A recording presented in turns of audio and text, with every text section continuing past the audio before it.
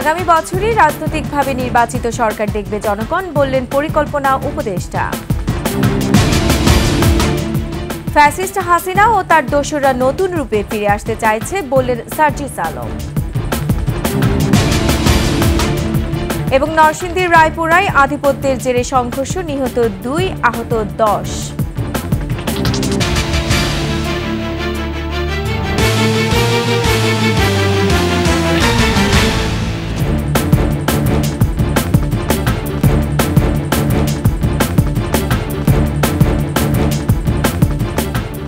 শুনছিলেন সংবাদ শিরোনাম। আমন্ত্রণ 21 দেশের সংবাদে, সাথে আছে আমি রোমান আমিন। দর্শক, 21 টেলিভিশনের সংবাদে একই সাথে সরাসরি দেখতে পাবেন আমাদের ফেসবুক পেজ www.facebook.com/2124 অনলাইনে। এছাড়া সাবস্ক্রাইব করতে পারেন www.youtube.com/@21etv চ্যানেলে। আগামী বছরই রাজনৈতিকভাবে নির্বাচিত সরকার দেখবে জনগণ, এমনটাই জানালেন পরিকল্পনা উপদেষ্টা ওয়াহিদ উদ্দিন মাহমুদ। রাজধানীতে আয়োজিত একটি অনুষ্ঠানে কথা বলেন তিনি। উপদেষ্টা বলেন, বড় বড় কোম্পানির টাকা দেশের বাইরে চলে গেছে। বর্তমানে বাংলাদেশের মতো উন্নয়নশীল দেশের অর্থনীতির শোচনীয় পরিস্থিতির জন্য দায়ী বেক্সিমকো সহ অন্যান্য কোম্পানিগুলো। টেকসই উন্নয়নের জন্য বাংলাদেশকে বাজার ভিত্তিক অর্থনীতির দিকে এগোতে হবে বলেও মন্তব্য করেন তিনি।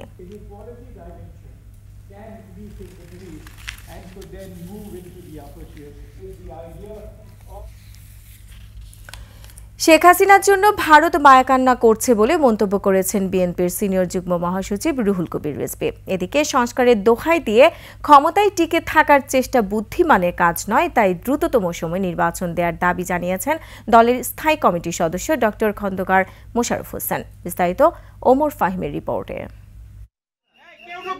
জুলাই আগস্ট ছাত্র জনতার আন্দোলনে আহতদের দেখতে রাজধানীর জাতীয় বার্ন অ্যান্ড প্লাস্টিক সার্জারি ইউনিটে যান রুহুল কবির রিজভী। সে সময় তিনি বলেন, গণহত্যাকারী শেখ হাসিনাকে দিয়ে ভারত নিজেদের স্বার্থ রক্ষা করতে চায়, তাই দেশটির রাজনীতিবিদ সহ গণমাধ্যমে নানা অপচেষ্টা চালাচ্ছে। স্বৈরাচারের জন্য মায়া কান্না কাঁদছেন পার্শ্ববর্তী দেশের রাজনীতিবিদরা, নীতি নির্ধারকরা এবং আরো অনেকে, এবং বিশেষ করে আত্মা বিক্রিকারী মিডিয়ার লোকজনরা। এদিকে জাতীয় প্রেস ক্লাবে এক আলোচনা সভায় বিএনপি স্থায়ী কমিটির সদস্য ডক্টর খন্দকার মোশাররফ হোসেন বলেন, রাজনৈতিক সরকার ছাড়া কোনো দেশ চলতে পারে না। নির্বাচনের মাধ্যমে রাজনৈতিক সরকার প্রতিষ্ঠিত হলেই দেশ হবে স্থিতিশীল। সংস্কারের উৎসাহ দিয়ে অনিশ্চিতকালের জন্য ক্ষমতায় থাকাটা কোনো বুদ্ধিমানের কাজ হবে না। দ্বিতীয় হচ্ছে, এই সরকার বলেছে জনগণের অধিকার ফিরিয়ে দেওয়ার জন্য এই সরকার দায়িত্ব নিয়েছে। তো জনগণের অধিকারের মধ্যে প্রধান অধিকার হচ্ছে ভোটের অধিকার। জাতীয় প্রেস ক্লাবের সামনে এক প্রতিবাদ সভায় বিএনপি স্থায়ী কমিটির সদস্য ডাক্তার AJM জাহিদ হোসেন বলেন, মোদী সরকারকে অবশ্যই বাংলাদেশের উপহাই কমিশনে হামলার দায়িত্ব নিতে হবে। কলকাতাতে উপহাই কমিশনের সামনে বিক্ষোভ খালি করে নাই, বাংলাদেশের পতাকাকেও তারা অবমাননা করলো। আবার আগরতলা আমাদের সহকারী হাই কমিশনের অফিসে তারা আক্রমণ করলো, এবং সেখানে আক্রমণ করে তারা আমাদের যারা কর্মরত স্টাফ ছিল তাদের জীবনের প্রতি হুমকিও দিল, এবং সেখানেও তারা আমাদের পতাকাকে অবমাননা করলো। জেনা কনভেনশন এটাকে সাপোর্ট করে না। এই দায়িত্ব অবশ্যই ভারত সরকার বা মোদী সরকারকে নিতেই হবে। ওমর ফাহিম, 21 টেলিভিশন, ঢাকা। শেখ হাসিনা ও তার দোসররা নতুন রূপে ফিরে আসতে চাইছে বলে অভিযোগ করেছেন জুলাই স্মৃতি ফাউন্ডেশনের সাধারণ সম্পাদক সার্জিস আলম। তিনি বলেন, নানামুখী ষড়যন্ত্র হচ্ছে, তাদের প্রতিহত করতে প্রয়োজনে ছাত্র জনতা আবারও রাস্তায় নামবে। গণ অভ্যুত্থানে আহত নিহতদের পরিবারকে আর্থিক সহায়তা দেওয়ার অনুষ্ঠানে এসব কথা বলেন তিনি। চট্টগ্রাম থেকে বিপ্লব মজুমদারের ক্যামেরায় হাসান ফেরদৌসের তথ্যে ডেস্ক রিপোর্ট। চট্টগ্রামে ছাত্র আন্দোলন ও গণ অভ্যুত্থানে নিহতদের পরিবারকে আর্থিক সহায়তা দিতে এই অনুষ্ঠানের আয়োজন করে জুলাই স্মৃতি ফাউন্ডেশন। সভায় যোগ দেন নিহতদের স্বজন সহ বৈষম্য বিরোধী ছাত্র আন্দোলনের নেতাকর্মীরা। আর্থিক সহায়তা নিতে আসা শহীদ পরিবারের সদস্যদের কান্নায় পুরো হল জুড়ে সৃষ্টি হয় আবেগঘন পরিবেশ। হত্যার সাথে জড়িতদের গ্রেফতার এবং দৃষ্টান্তমূলক শাস্তির দাবি জানান তারা। যখন দেখছে তারা আন্দোলন করে আইতেছে, তখন রাস্তার এভারে তেভার যাইতে বলছি এই থেকে গেছে মতন না যাতে ফুট বাইতে আমার বাইক গেছে লাশ তো ভাই নাই আন্টি না তারা গুজাই রাখিয়া দিছে, বাপে বিশ্রাইতে লাশ দেখা নাই। 10টা বাজে বার হইছে, রাত্রে 1টা বাজে আর খবর নাই। এরপর মালিক জানে স্যার কি করতে হেন জিজ্ঞেস করলাম, হয়তো আন্দোলনও গেছে, অন্য আয় নাই। একটা ছেলে মাত্র, আতাইতে পারলাম না, দেখতে পারলাম না, মাটি দিতে পারলাম না। সবচেয়ে বড় কষ্ট এর থেকে আর কি হইতে পারে। শেখ হাসিনা ও তার দোসরদের বিচার করা হবে বলে মন্তব্য করেন বৈষম্য বিরোধী ছাত্র আন্দোলনের এই নেতা। সে যদি প্যাথোলজিক্যাল একজন খুনি না হয় তাহলে তো সে 2000 খুন করতে পারতো না। কোনো একটা জীবনের প্রতি যদি তার এই মায়া থাকে তাহলে তো আরেকটা জীবন সে ঝরাতে পারতো না। বিবেকবোধের জায়গা যে এই খুনিদের বিচার নিশ্চিত করা, এই খুনিদের পুনর্বাসন যেন এই বাংলাদেশের মাটিতে না হয় সেটি নিশ্চিত করা। অনুষ্ঠানে জুলাই শহীদ স্মৃতি ফাউন্ডেশনের পক্ষ থেকে চট্টগ্রাম বিভাগের 105 পরিবারকে 5 লাখ টাকা করে আর্থিক সহায়তার চেক দেয়া হয়। Masuma Lisa, desk report, 21 television. রাজনীতিবিদরাই দেশ চালাবেন, তাই তাদের মধ্যে একাত্মতা প্রয়োজন বলে মন্তব্য করেছেন নৌপরিবহন উপদেষ্টা এম শাখাওয়াত হোসেন। সকালে ভোমরা স্থলবন্দরে বন্দর কর্তৃপক্ষ ও ব্যবসায়ীদের বিভিন্ন সমস্যা এবং সমাধান নিয়ে আলোচনা করেন তিনি। সভায় অংশগ্রহণকারীরা বন্দরের কার্যক্রম আরও দ্রুত ও সুষ্ঠুভাবে পরিচালনার জন্য বিভিন্ন প্রস্তাব তুলে ধরেন। এর আগে তিনি কাস্টমস, ইমিগ্রেশন এবং স্থলবন্দর এলাকার বিভিন্ন কার্যক্রম পরিদর্শন করেন। ইতোমধ্যে সব রাজনৈতিক দল একত্রিত হয়েছে উল্লেখ করে তিনি বলেন, সেই পথেই আমরা এগুচ্ছি। রাজনীতিবিদদের মধ্যে ঐক্যমত না হয় তাহলে জাতীয় যে পথ নির্ধারণ করার কথা সেটা তখন এলোমেলো হয়ে যায়। এক দল একরকম বলবে, আরেক দল অপোজ করবে। এখন যেহেতু সবাই একত্রে বসেছে এবং এরপরে তো সব আমাদের যে ধর্মীয় যারা সৎ তারাও একসাথে বসে, এটা একটা আমি মনে করি খুব বড় একটা অ্যাচিভমেন্ট। নাটোরের সিংড়ায় বিএনপির নির্বাহী কমিটির সদস্য রুহুল কুদ্দুস তালুকদার দুলুর জনসভার মঞ্চে সাবেক প্রতিমন্ত্রী জুনায়েদ আহমেদ পলকের শালিকা ফারজানা রহমান দৃষ্টি বসে থাকায় সমালোচনা করেন নেতাকর্মীরা। গতকাল বিকেলে সিংড়া উপজেলা কোর্ট মাঠে জনসভায় ডক্টর দৃষ্টির উপস্থিতি সামাজিক যোগাযোগ মাধ্যমে ভাইরাল হয়। সিংড়া উপজেলা বিএনপির ভারপ্রাপ্ত আহ্বায়ক অধ্যক্ষ আনোয়ারুল ইসলাম সম্পর্কে পলকের চাচা শ্বশুর।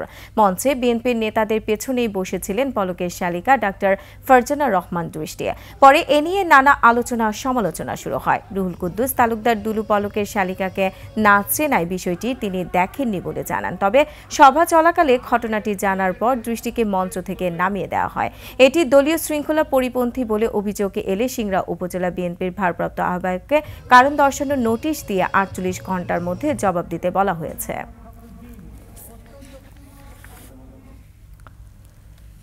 নরসিংদীর রায়পুরায় আধিপত্যের জেরে সংঘর্ষে 2 জন নিহত হয়েছেন। এ সময় আহত হন কমপক্ষে 10 জন। স্থানীয়রা জানায়, দীর্ঘদিন ধরে উপজেলার মেথিকান্দা নজরপুর এলাকায় আধিপত্য বিস্তার নিয়ে যুবলীগ নেতা আবিদ হাসান রুবেল এবং রায়পুরা পৌর আওয়ামী লীগের সহসভাপতি হারুনুর রশিদের সমর্থকদের মধ্যে বিরোধ চলছিল। এর জেরে সকালে 2 পক্ষের সংঘর্ষ শুরু হলে গুলিবিদ্ধ হয়ে কল্পনা বেগম নামে একজন ঘটনাস্থলেই মারা যান। সংঘর্ষের সময় যুবলীগ নেতা আবিদের চাচা মানিক মিয়া 9 নম্বর ওয়ার্ড মেম্বার বশির উদ্দিনের বাড়িতে আশ্রয় নেন। হারুনুর রশিদের সমর্থকরা তাকে কুপিয়ে হত্যা করে।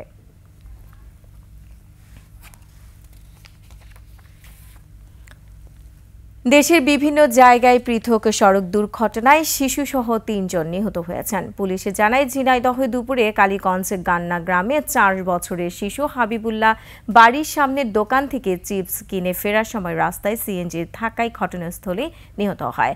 ঝালকাঠিতে বরিশাল আঞ্চলিক সড়কে মোটর সাইকেল দুর্ঘটনায় মুক্তিযোদ্ধা সহ 2 জন নিহত হন। স্থানীয়রা জানায়, গেল রাতে ষাটপাকিয়া চৌমাথায় দোকান বন্ধ করে মুক্তিযোদ্ধা মফিজুর রহমান রাস্তা পার হওয়ার সময় মোটর সাইকেল তাকে ধাক্কা দিলে চালক সহ তিনি ছিটকে গাছের সাথে ধাক্কা খান। ঘটনাস্থলেই 2 জন নিহত হন।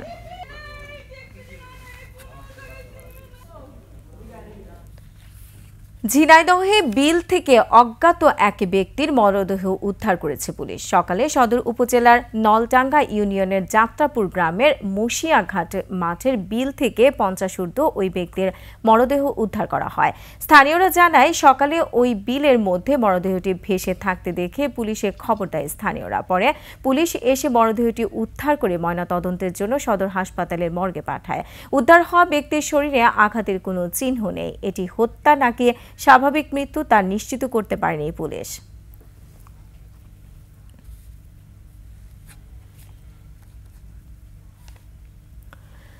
চট্টগ্রাম শাহ আমানত আন্তর্জাতিক বিমানবন্দরে দুবাই থেকে আসা 2 যাত্রীর কাছ থেকে প্রায় 1.5 কেজি ওজনের স্বর্ণালংকার জব্দ করেছে শুল্ক গোয়েন্দা ও আইনশৃঙ্খলা বাহিনীর সদস্যরা। বিমানবন্দরের জনসংযোগ কর্মকর্তা প্রকৌশলী মোহাম্মদ ইব্রাহিম খলিল জানান, সকালে গোপন তথ্যের ভিত্তিতে এনএসআই চট্টগ্রাম বিমানবন্দর টিম ও শুল্ক গোয়েন্দা যৌথভাবে দুবাই থেকে আসা একটি বিমানে তল্লাশি করে ওই 2 যাত্রীকে আটক করে।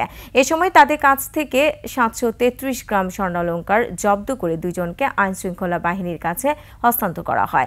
উদ্ধার করা স্বর্ণালংকারের দাম 68,96,462 টাকা। আলু আমদানিতে শুল্ক কমানোর মেয়াদ বাড়লেও ভারতে জটিলতা থাকায় হিলি স্থলবন্দরে আমদানি বন্ধ রয়েছে। আমদানিকারকরা বলছেন, আলু সরবরাহ স্বাভাবিক ও দাম নিয়ন্ত্রণে রাখতে গত 5 সেপ্টেম্বর আলু আমদানিতে শুল্ক কমিয়ে প্রজ্ঞাপন জারি করে সরকার, যার সময়সীমা 30 নভেম্বর থাকলেও পরবর্তীতে সময় বাড়িয়ে 31 জানুয়ারি করা হয়েছে। কিন্তু হঠাৎ করে ভারতের পশ্চিমবঙ্গে আলুর দাম বৃদ্ধির অজুহাতে আলু রফতানিতে স্লট বুকিং বন্ধ করে দেয় ভারত। তাই সময় বাড়লেও এই মুহূর্তে আলু আমদানি সম্ভব হচ্ছে না।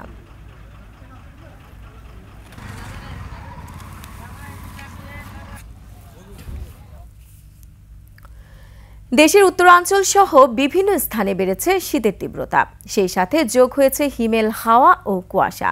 ব্যাহত হচ্ছে স্বাভাবিক কার্যক্রম, ফলে সবচেয়ে বেশি বিপাকে দিনমজুর ও ছিন্নমূল মানুষ।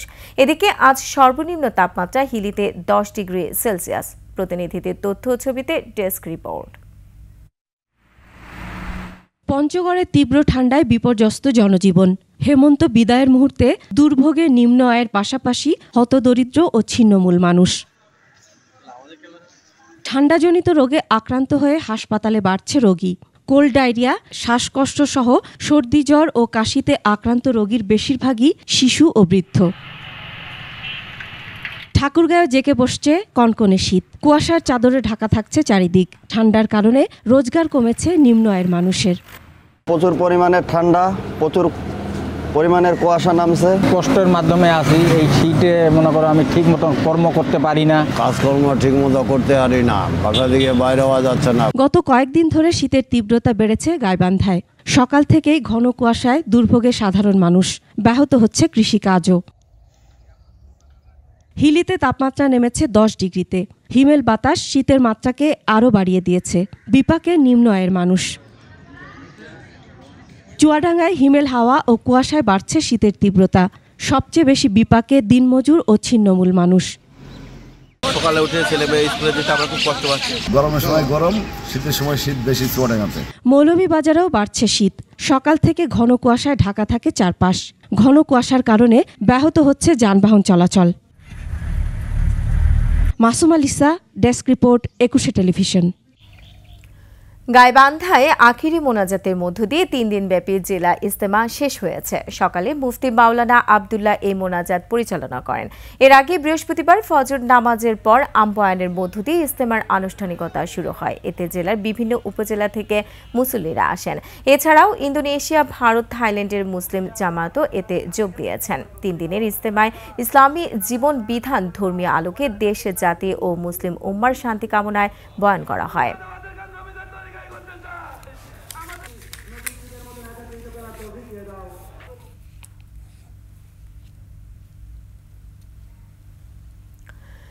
বাংলাদেশ ভারতের সীমান্তের ঠাকুরগাঁয়ের কুলিক নদীর পাড়ে এবার মেলা বসলেও 2 বাংলার মানুষের হয়নি মিলন মেলা। ভারাক্রান্ত মন নিয়ে এবার ফিরে গেছেন 2 দেশের আত্মীয় স্বজনেরা। বিজেপি জানায়, ভারতের সীমান্তরক্ষী বিএসএফ এর অসহযোগিতায় এবারের মিলন মেলা হয়নি। এসএম জসিমউদ্দিনের পাঠানো তথ্যচিত্রের ডেস্ক রিপোর্ট। প্রতি বছরের ডিসেম্বরের প্রথম সপ্তাহে কালীপূজা উপলক্ষে ঠাকুরগাঁওয়ের রানীশংকৈল হরিপুরের সীমান্তে পাথর কালী মন্দির চত্বরে বসত 2 বাংলার মানুষের মিলন মেলা। কুলিক নদী পার হয়ে কাঁটাতারের 2 প্রান্তে ভিড় করত হাজারো মানুষ। খাবার আদান প্রদান, সুখ দুঃখের কথা বলে পার করতেন সময়। মিলন মেলা ঘিরে সীমান্ত পারেই বিভিন্ন জিনিসের পসরা সাজিয়ে বসতেন ব্যবসায়ীরা। সম্প্রতি ভারতের সঙ্গে বাংলাদেশের সম্পর্কের টানাপোড়েনে সীমান্তের কাঁটাতার এলাকায় জনগণের সমাগম নিষিদ্ধ করে উপজেলা প্রশাসন, আর তাতেই মলিন হয়েছে ঐতিহ্যবাহী এই মিলন মেলার। যখন তার কাটা ছিল না আর কি, তখন ওনারা ডাইরেক্ট মেলাতে আসতো। যখন ওনারা ব্রিগেড দিয়ে দিল ভারত, তখন ওনারা ওনাদের তারকাটা পর্যন্ত আসতো, আর আমরা ওই দিক থেকে যেতাম আর কি। ফুপার বেটা ভাই আছে, চাচার বেটি বোন আছে, সবাই আছে, আমরা দেখার সাথে বহুত দিন তো হয় না। ওরা আমাদেরকে জিনিস দিচ্ছিল, ভোটারের পাশ থেকে আমরা দিচ্ছিলাম, এটা একটা আনন্দ কাজ ছিল, কিন্তু সেটা হলো না। পূজার ক্ষেত্রে আমরা সবারই সহযোগিতা পাইছি, প্রশাসনের সহযোগিতা পাইছি। মেলা বসতে না দিলেও পূজা পালনে প্রশাসনের পক্ষ থেকে সার্বিক সহযোগিতা দেওয়া হচ্ছে। ভারতে কোনো বাংলাদেশের মধ্যে কোনো ধরনের সমস্যার সৃষ্টি না হয় সেই জন্য আমরা নিরাপত্তামূলক করছি এবং যথাযথ নিরাপত্তা ব্যবস্থা গ্রহণ করা হয়েছে। সার্বিক স্বার্থে সীমান্তে নিরাপত্তা জোরদার করা হয়েছে বলে জানিয়েছে বিজিবি। কয়েক বছর ধরেই আমরা এটা নিরুৎসাহিত করা হচ্ছে। আমাদেরকে ওখানকে বসতে জানানো হয়েছে যে আপনার বিএসএফ সীমান্তের কাছাকাছি কাউকে কিন্তু অ্যালাউ করবে না। এবছর সম্ভব না হলেও আগামী বছর মিলন মেলা বসবে আশা সীমান্তবাসীদের। Yusuf Hasan Naim, desk report, 21 television. আর এরই সাথে শেষ করছি 21 দেশের সংবাদ। যাবার আগে সংবাদ শিরোনামগুলো আরও একবার। আগামী বছরই রাজনৈতিকভাবে নির্বাচিত সরকার দেখবে জনগণ, বললেন পরিকল্পনা উপদেষ্টা। ফ্যাসিস্ট হাসিনা ও তার দোসররা নতুন রূপে ফিরে আসতে চাইছে, বললেন সার্জিস আলম। এবং নরসিংদীর রায়পুরায় আধিপত্যের জেরে সংঘর্ষ, নিহত 2, আহত 10।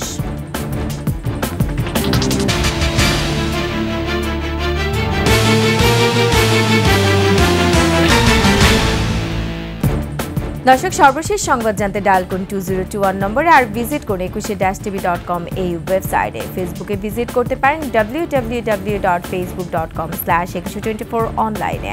এছাড়া সাবস্ক্রাইব করতে পারেন www.youtube.com/@21etv চ্যানেলে। এতক্ষণ সঙ্গে থাকার জন্য ধন্যবাদ। পরবর্তী সংবাদ সন্ধ্যা 7টায় দেখার আমন্ত্রণ রইল। 21-এর সাথেই থাকুন।